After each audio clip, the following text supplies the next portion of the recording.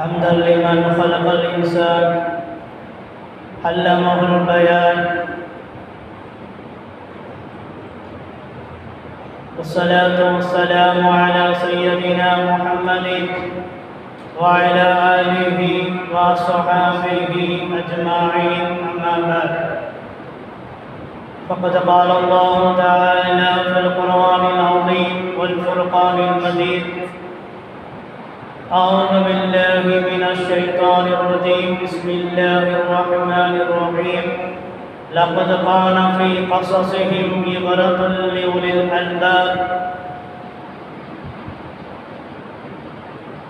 قال نبينا صلى الله عليه وسلم حب الوطن ونصف الإيمان أو كما قال عليه الصلاة والسلام எல்லா புகழும் அல்லாஹ்வுக்கே உண்டாகட்டுமாக. அல்ஹம்துலில்லாஹ்.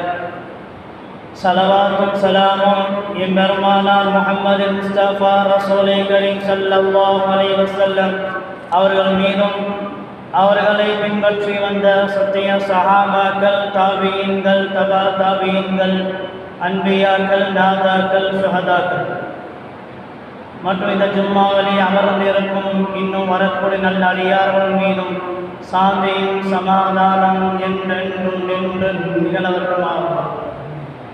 இன்று கூறியனுடைய முதன்கள் சலாத்தை தெரிவித்த வண்ணமாக இன்றை ஆரம்பம் செய்கின்றேன். அஸ்ஸலாமு அலைக்கும் வரஹ்மத்துல்லாஹி தஆலா வ பரகாத்துஹு. அல்லாஹ் தஆலா நம்மை எல்லாம் ஒரு புனிதமான நாளில் புனிதமான ஒரு இடங்களிலே ஒன்று கொண்டிருக்கின்றான். இங்கு நம்மை ஒன்று கொண்டிருந்தே போல் நாளை சுவன பூஞ்சோலையில் நபிகள் நாயகம் ஸல்லல்லாஹு அலைஹி வஸல்லம் இருக்கக்கூடிய பாக்கியத்தை நம் அனைவரும் புரிவானார். பொதுவாக நமது பிள்ளைகளுக்கு வரலாறுகளை நாம் சொல்லிக் கொடுக்க வேண்டும். நபிமார்களுடைய வரலாறு, சஹாபாக்களுடைய வரலாறு, இறை நேசருடைய வரலாறுகளை எல்லாம் சொல்லிக் கொடுக்க வேண்டும். அப்படி சொல்லிக் கொடுப்பதோடு மட்டுமல்லாமல் சுதந்திர தினத்தின் அதனுடைய வரலாறுகளையும் நாம் சொல்லிக் கொடுக்க வேண்டும். வருடம் ஆகஸ்ட் 15 சுதந்திரம் நடைபெற்றுக் கொண்டிருக்கின்றது. ஏதோ கொடியேற்றுகின்றோம், மிட்டாய் எல்லாம் பிள்ளைகளுக்கு வழங்குகின்றோம் என்று இல்லாமல் அந்த சுதந்திரம் யாரால் வழங்கப்பட்டது, எதனால் இந்த சுதந்திரம் கொண்டாடப்படுகின்றன, யாரின் மூலமாக உருவாக்கப்பட்டது, இந்த வரலாறுகளை நாம் வரலாறுகளை சொல்லிக் கொடுக்க வேண்டும்.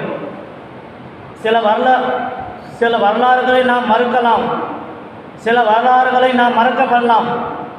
ஆனால் இந்த சுதந்திர வரலாறுகளை, இந்த சுதந்திர தின வரலாறுகளை மறைத்தும் இருக்கின்றார்கள்.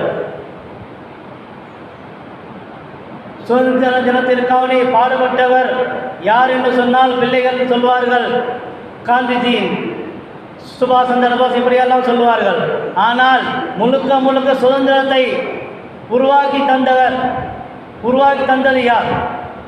சுதந்திர தினத்தை உருவாக்கி தந்தவர் முஸ்லிம்கள் தான்.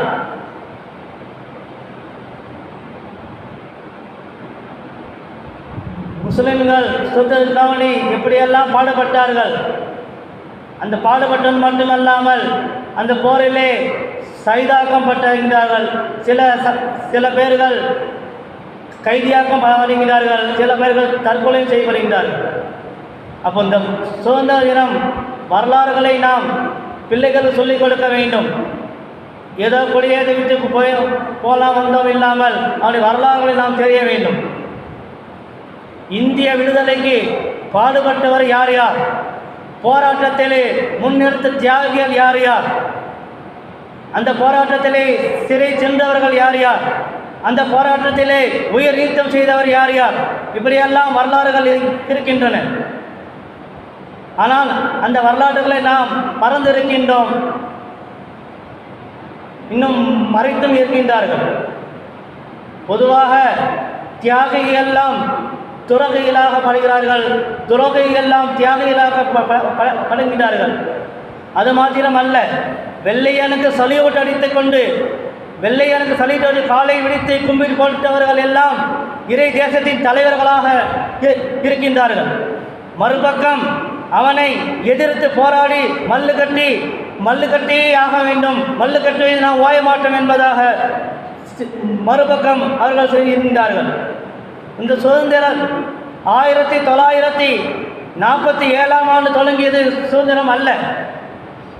1757ஆம் ஆண்டில் தொடங்கி 1947 வரை சுமார் 200 ஆண்டுகள் நடைபெற்ற சுதந்திர போர் அடுத்த தலைமுறைக்கு கொண்டு போய் சேர்க்க வேண்டும். பொதுவாக இந்த சுதந்திரத்தை முஸ்லிம்களை தவிர யாரும் தளத்தில் இல்லை. தன்னந்தனியாக ஆங்கிலேயரை எடுத்து போராடி களத்திலே நின்றவர்கள் முஸ்லிம்கள் தான். பிற்காலத்தில் வேண்டுமானால் அதை தெரிவித்துக் கொள்வார்கள். ஆனால் ஆரம்பத்திலே அந்த சுதந்திர தினத்தை தன்னந்தனியாக களத்திலே நின்றவர்கள் முஸ்லிம்கள் தான். இதற்கு நிறைய சான்றுகள், நிறைய வரலாறுகளை நாம் சொல்லலாம். உதாரணமாக நவாப் ஷரீப் தௌலா ரஹ்மத்துல்லாஹி அவர்கள், இவர்கள் சுதந்திரத்திற்காக பாடுபட்டு தன்னுடைய தலையை துண்டிக்கப்பட்ட முதல் தியாகி யார் என்று சொன்னால் நவாப் சிராஜ் தௌலா. இந்த விடுதலை இவர்களை பற்றி இந்திய விடுதலை வேறு என்று கூட சொல்லலாம். அந்த அளவுக்கு தன்னந்தனியாக எதிரிகளை போராடி இருந்து தலையை துண்டிக்கப்பட்ட முதல் தியாகி யார் என்று சொன்னால் இந்த நவாப் சிராஜ் தௌலா.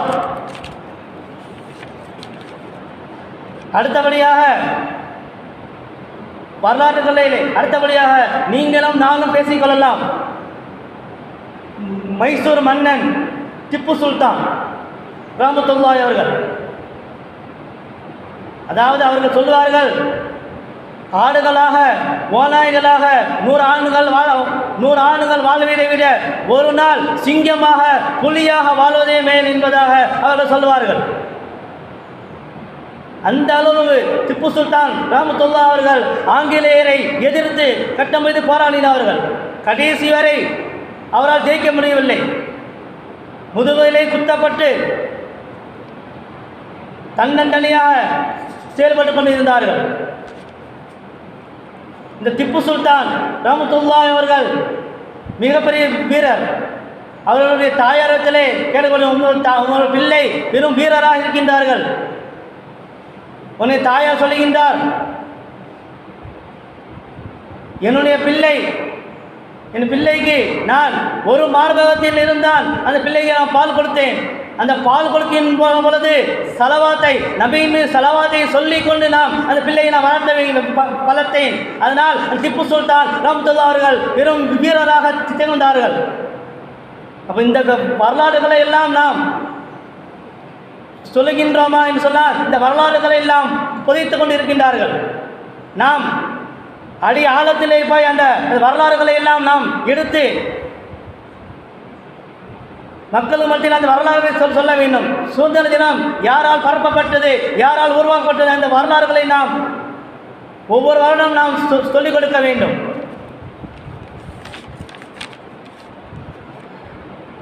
அதே போல அந்தமான் சிறை முழுக்க ஆங்கிலேயரை எடுத்து போராடுகின்ற சுதந்திர போராட்டத்திலே பங்கேற்கிறவர்களுக்கு கட்டப்பட்டது. 100% சிறையிலே நிரப்பி இருந்தவர்கள் முஸ்லிம்கள் தான். அந்த காலத்திலே கொடுமையெல்லாம் தாங்கி துரோகையெல்லாம் தியாகிகளாக மாற்றிக்கொண்டு இருக்கின்றார்கள். ஆனால் இந்த கொடுமையெல்லாம் அனுபவித்த எந்த முஸ்லிமின் பெயரும் இடம்பெறவில்லை. ஏனென்று சொன்னால் அந்த வரலாறுகள் எல்லாம் மறைக்கப்படுகின்றன. அப்போ இந்த சுதந்திரம், பொதுவாக இந்த சுதந்திரம் கிடைப்பதற்கு முழு காரணம் முஸ்லிம்கள் தான். பொதுவாக ஆங்கிலேயர் என்றால் யார்? அதை நம்ம தெரியணும். ஆங்கிலேயர் நாட்டுக்கு வந்தது எப்படி? இந்த நாட்டுக்கு வந்தது எப்படி என்று சொன்னால் வெறும் வியாபாரமாகத்தான் வந்தார்கள். ஒரு பழமொழி சொல்வார்கள், இருக்க இடம் கொடுத்தா படுக்க பாய் கேட்பார்களாம் அப்படின்னு தமிழில் ஒரு பழமொழி சொல்வார்கள். அதே போல் அந்த நாட்டை பிரித்து கொண்டு எல்லா மக்களையும் வெளியேற்றி வருகின்றார். வியாபாரத்துக்காக வந்த அந்த ஆங்கிலேயர்கள் இந்த முஸ்லிம்களை எல்லாம் விரட்டி அடிக்கின்றார்கள். அடுத்தபடியாக இந்த வரலாறுகளை நாம் பார்க்கலாம். முதலிலே யூசுப் கான். அந்த யூசுப் கான் வெறும் கமாண்டராக இருந்தார். அதாவது கமாண்டர் சாஹிப் என்று சொல்லலாம். ஆனால் யூசுப் கான் என்பது யாருக்குமே தெரியாது. மருதநாயகம் என்று சொன்னால் எல்லோருக்கும் தெரியும். எப்படி என்று சொன்னால் மருதநாயகம் என்ற ஒரு படம் எடுக்கின்றார்கள் என்று ஒருவர் அறிவிக்கின்றார். அதாவது மருதநாயகம் எப்படி வந்தது? அவருடைய ஊர் மதுரை. மதுரை மாவட்டத்திலே பனியூர் என்ற ஊர். அந்த யூசுப் கான் அவர் தையல் தொழிலாளியுடைய மகன்தான் இந்த யூசுப் கான். அதாவது மருதநாயகம். மருதநாயகம் எப்படி பெயர் வந்தது? அதாவது இந்த மதுரைக்கு போகும்போது மதுரைக்கு ஒரு டிக்கெட்டுன்னு கேட்க மாட்டாங்க. மருதைக்கு டிக்கெட் தாங்கன்னு கேட்பாங்க. அது அப்படியே வந்து மருதநாயகம் என்று அவர் பெயரே அவர் மருதநாயகம் வந்துவிட்டது. யூசுப் கான் என்பது பெயர் மருதநாயகம். இவர்கள் சிம்ம சொப்பனமாக வாழ்ந்தார்கள். இவர் எப்படி ரமலான் மாதம் நோன்பு வைத்த நிலையிலே லுஹர் தொழுகையிலே பிடிக்கப்பட்டார்கள். அவரை யாராலும் பிடிக்கப்பட முடியாது. ஆனால் அவரை காட்டி கொடுத்தவர் யார்? சீனிவாச ராவ். அப்போ தியாகம் எங்கே இருக்கு, துரோகம் எங்கே இருக்கு? அந்த யூசுப் கானுடைய கபூர் இந்த மன்னரை சம்மட்டிபுரம், மதுரை பக்கத்திலே சம்மட்டிபுரம் என்ற ஊரிலே அவருடைய கபர் இருக்கின்றது. அதே போல முகலாய பேரரசர் பகதூர் ஷா. அதாவது இந்த பகதூர் ஷா டெல்லியிலே ஆண்டு கொண்ட குடும்பத்தோடு அவர்களை நாடு கடத்தப்பட்டார். மனைவி மக்களோடு ரங்கூனுக்கு கடத்தப்பட்டார். அவரை சிறையில் அடைக்கப்பட்டதோடு மட்டுமல்லாமல் அவர்களுக்கு உணவு கொண்டு வரப்படுகின்றது. அதாவது பெரிய தட்டிலே உணவு கொள்ளப்படுகிறது. அந்த தட்டிலே உணவு இல்லை. அந்த தட்டிலே 2 தலையை துண்டிக்கப்பட்டு அதில் போரை வைத்து மூடி தட்டு கொண்டு வரப்பட்டது. சரி, ஏதோ உணவு தான் கொண்டு வரப்படுது. அதை திரும்பி பார்க்கின்றார்கள். தன்னுடைய 2 மகன்கள் பகதூர் ஷாவுடைய 2 மகனுடைய தலையை துண்டிக்கப்பட்டு அந்த தலையை அந்த தட்டிலே வைக்கப்படுகின்றது. பக்கத்தில் உள்ளவர் கேட்கின்றார், உன்னுடைய 2 மகன்களை தட்டிலே வைக்க உங்களுக்கு கோபம் வரவில்லையா? நான் எதற்காக கோபப்பட வேண்டும்? அவர்கள் சொன்னார், நான் ஒரு நாள் அவரை பர்மாவிலே 1858 இந்தியா பர்மாவிலே ரங்கூன் நகருக்கு நாடு கடத்தப்பட்டு அங்கே கொல்லப்படுகின்றார். கொல்ல மட்டுமல்லாமல் அங்கேயே அடக்கம் செய்யப்படுகின்றார். அவர் சொன்ன வார்த்தை என்ன சொன்னால், என்னை அங்கே அடக்கம் செய்யப்பட வேண்டும். ஒரு படி மண், தமிழ்நாட்டு மண்ணை, அதோடு தமிழ்நாடு மண்ணையும் இந்த மண்ணை கபர்களை போட வேண்டும் என்பதாக அவர் சொல்லுகின்றார்.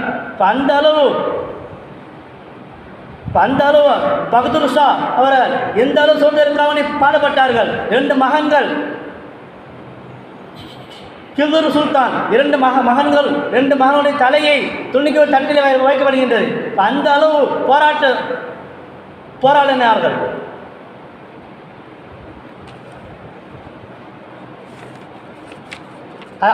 அதே போல மௌலவி அஹமதுல்லா ஷா, இவர் மிகப்பெரிய ஒரு ஆலிம். இவரை கொண்டு வருவதற்காக வேண்டி இவரை யார் அடையாளம் காட்ட வேண்டும். அப்படி இவரை யார் அடையாளம் காட்டுகின்றாரோ அவருக்கு 50,000 வெள்ளி காசுகள் என்பதாக அறிவிக்கப்படுகின்றது.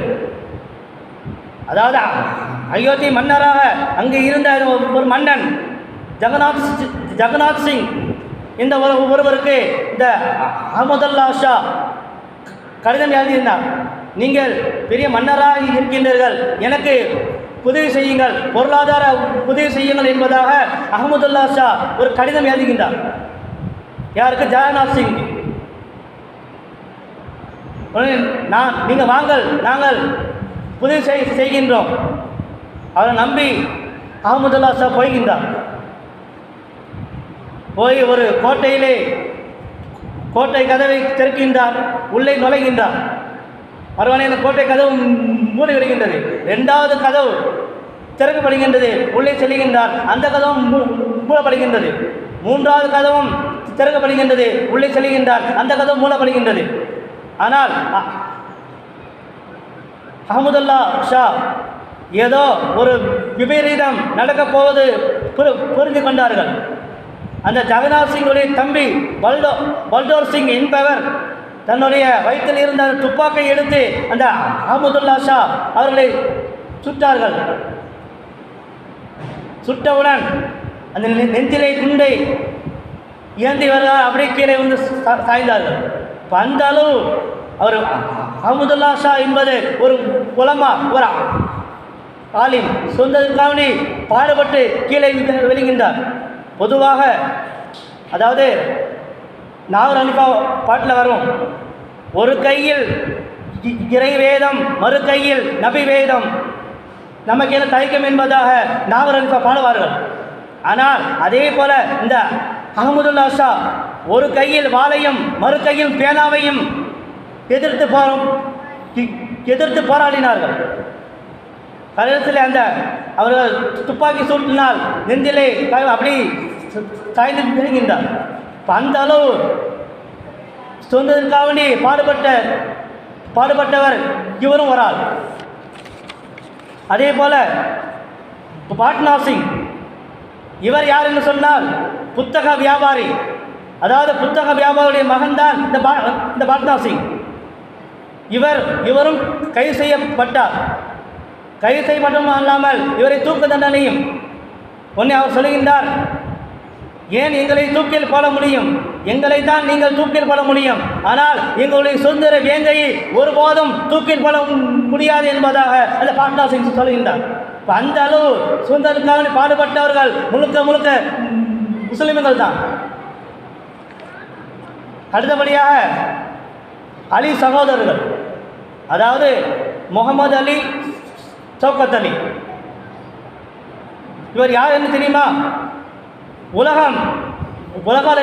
உலகம் எல்லாம் காந்திக்குள்ளே அடக்கம். இந்த காந்தி முகமது அலி சட்டப்பையலுக்குள்ள அடக்கம் என்பதாக சொல்வார்கள். அதாவது என்ன பொருள் என்று சொன்னால், உலகமே காந்தி எது சொன்னாலும் கேட்போம். ஆனால் அந்த காந்தி முகமது அலி என்ன சொன்னாரோ அதைத்தான் அந்த காந்தி கேட்பார்கள். இப்போ அந்த அளவு முகமது அலி அந்த அளவு விடுதலைக்காக பாடுபட்டார்கள்.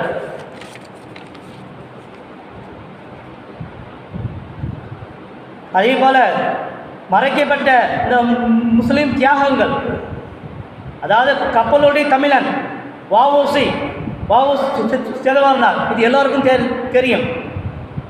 ஒரு கப்பல் கப்பல் கிடைத்தால் அந்த கப்பலை ஓட்டுபவர் ஒரு ஆள் இருக்கும். ஆனால் அந்த கப்பலை வாங்கி கொடுத்தவர் யார்? அந்த கப்பலை வாங்கி கொடுத்தவர் யார் என்று சொன்னால் ஒரு முஸ்லீம். கொடுத்தவர் முஸ்லீம் தொழிலதிபர் ஃபக்கீர் முகமது ராவுத்தர். ஆனால் இந்த வரலாறுகள்லாம் வெளியில் வர முடியாது. அந்த வரலாறுகள்லாம் மறைக்கப்படுகின்றன. வஉசி சிதம்பரனார் அவர் எல்லா வாழ்ப்பசிலும் வேணும். ஆனால் அந்த கப்பலை வாங்கி கொடுத்தது இவர் பேர் ஃபக்கீர் முகமது எங்கேயாவது வருகின்றன்னு சொன்னால் இல்லை. இப்போ அந்த அளவு இந்த வரலாறுகள்லாம் முஸ்லீம்களுடைய வரலாறுகள்லாம் மறைக்கப்படுகின்றன. அதைத்தான் அல்லாஹு தஆலா சொல்கின்றான், லக்கது கான ஃபீ கஸஸிஹிம் இப்ரத்துல் லி உலில் அல்பாப். அறிவுடையோருக்கு நபிமார்கள் அவர்களுடைய வரலாறுகளை நல்லதொரு படிப்பினை இருக்கின்றது. நபிமார்களுடைய வரலாறு என்று சொன்னால், இந்த காலத்திலே நபிமார்கள் இந்த இடத்திலே நாம் சுதந்திர தின வரலாறுகளை நாம் பார்க்க வேண்டும். அதில் ஏகப்பட்ட படிப்பினைகள் அல்லாஹ் நமக்கு வைத்திருக்கின்றான்.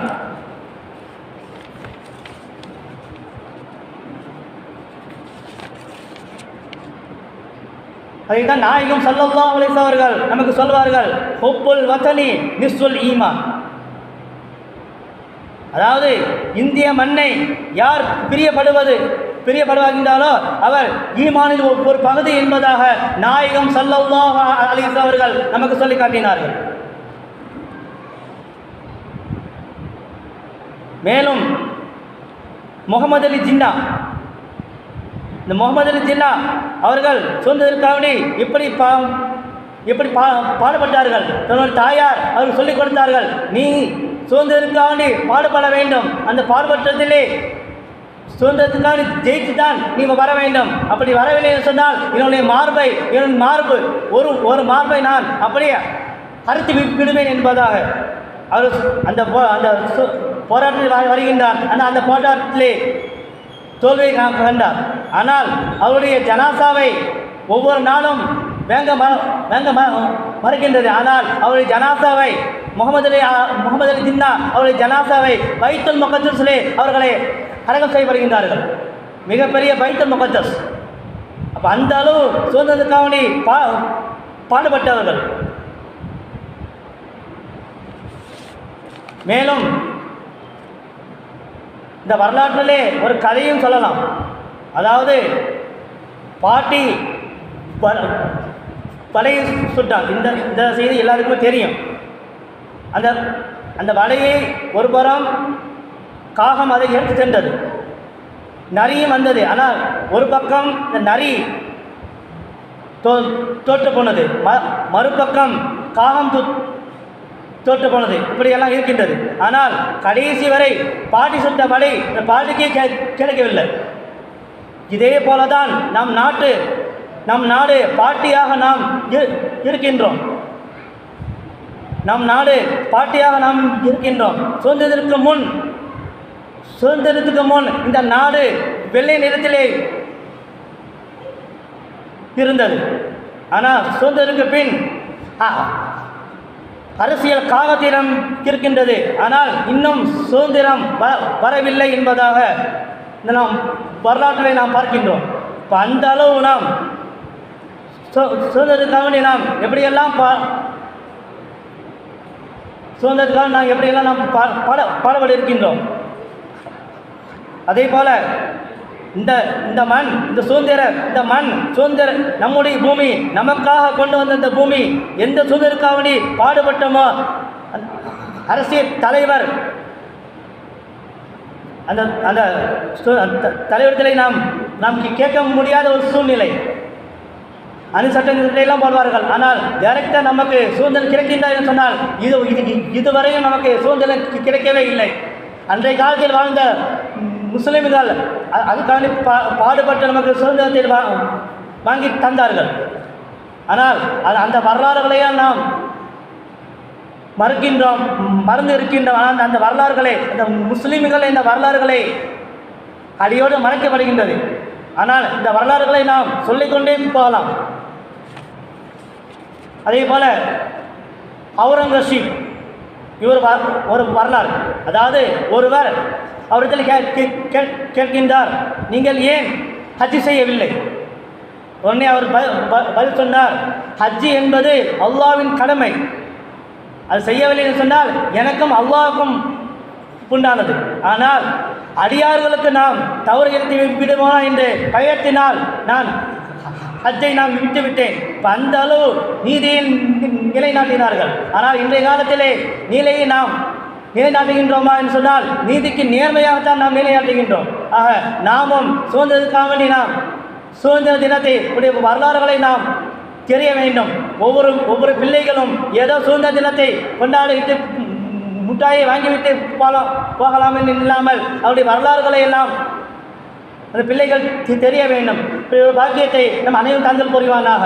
மேலும் இங்கு நம்மை ஒன்று கொண்டிருப்போல் நாளை சூன பூஞ்சோலையிலே நபிகள் நாயகம் ஸல்லல்லாஹு அலைஹி வஸல்லம் அவர்களோடு இருக்கக்கூடிய பாக்கியத்தையும் மேலும் அவர்களை கனவிலும் நனவிலும் கண்டு தரிசிக்கூடிய பாக்கியத்தை நம் அனைவரும் தந்தல் புரிவானா என்று கூறி என் வார்த்தையும் கொடுத்துக் கொள்கின்றேன். வாஹிரு தஅவானா அல்ஹம்துலில்லாஹி ரப்பில் ஆலமீன். அஸ்ஸலாமு அலைக்கும் வரஹ்மத்துல்லாஹி தஆலா வ பரகாத்துஹு.